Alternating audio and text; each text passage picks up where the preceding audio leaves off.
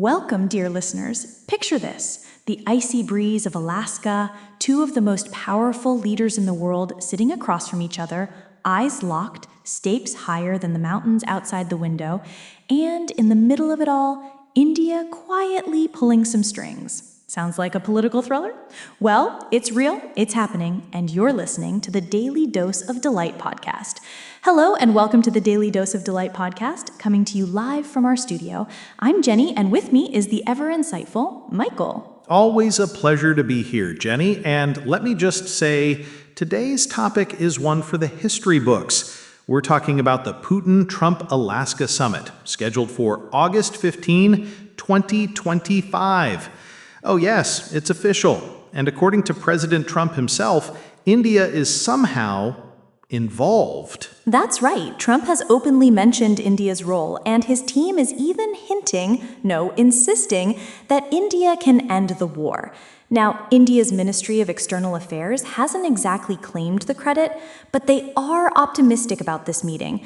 And when India is optimistic, you know something is brewing. Let's lay it out clearly for our listeners. This meeting is meant to bring the Russia-Ukraine war to some kind of resolution. Maybe a ceasefire, maybe something more ambitious. But here's the catch. There's only a 50% chance it will actually happen. There's a powerful lobby in Europe trying to block it, and Ukraine's not giving the green light unless Russia fully withdraws from its territories. And that's the diplomatic tightrope here. India has strong ties with both the United States and Russia. On one hand, Russia understands India needs U.S. cooperation for economic growth. On the other hand, the U.S. keeps hoping India will side against Russia. But India needs Russia for its military backbone and the U.S. for economic muscle. It's a balancing act worthy of a Cirque du Soleil show. Speaking of balancing acts, remember Trump's 50% tariff on Indian goods earlier this year?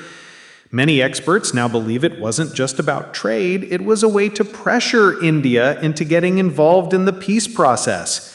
But that move backfired. Big time! It strained relations instead of fixing them. Now Trump's camp is scrambling to smooth things over because in their view, India is still the perfect middleman. But let's be real, there's also this perception in Washington that India is a middle power and not yet a major power, mostly because of GDP per capita. Exactly, and for India to break into that major power league, it needs to avoid messy conflicts and maintain stable ties with both Russia and the US.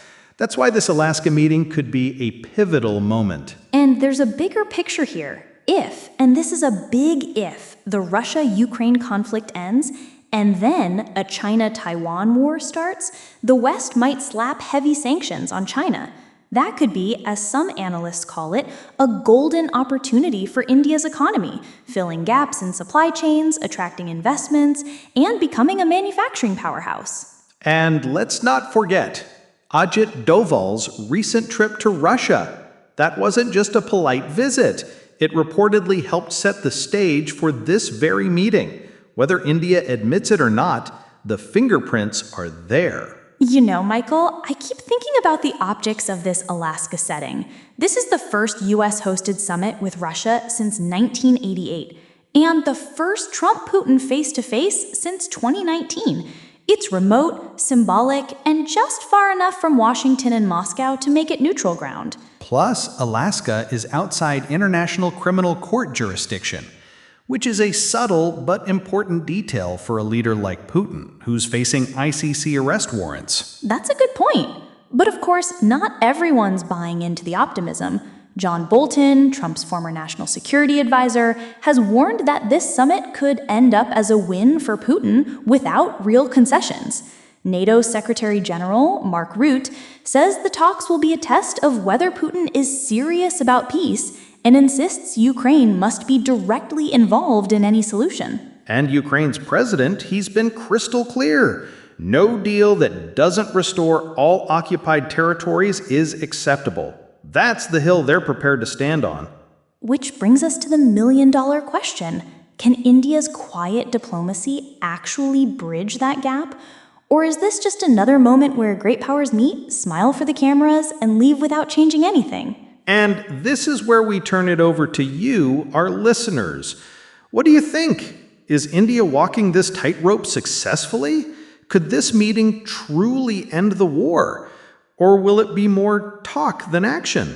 Let us know. We want your feedback, and we mean it. Oh, and before we go any deeper, if you're enjoying this conversation, hit that subscribe button and click the bell so you never miss our take on these big moments. Seriously, do it now, so you'll be here when we cover what happens after August 15, because that could be the real story. All right, Michael, before we wrap, what's your gut feeling? My gut says the meeting will happen, but the real breakthroughs will be smaller than the headlines suggest.